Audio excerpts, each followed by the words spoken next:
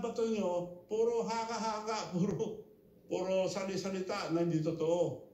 Ito, pag nagsabi ako totoo, sinong may kaso? Nagdemanda si Senator Bongbong Marcos.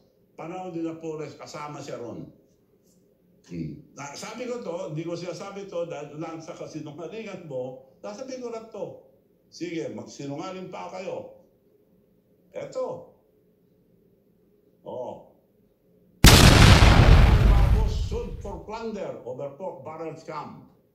Ayan ang nakarecord. Madam Spokesperson. Eto. Girl, tingnan mo ito, girl. Ito. Bongbong Marcos sued for plunder. Plunder of 5 versus Bongbong Marcos over 205 pork barrel scam.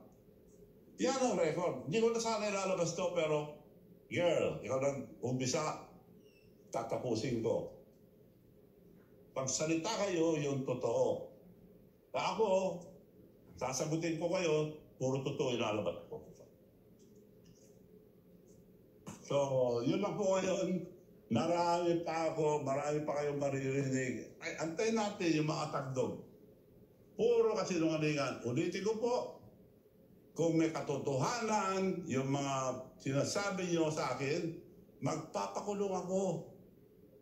Hindi ako gagaya yun, nagsisinungaling. So, kontento ka na, girl?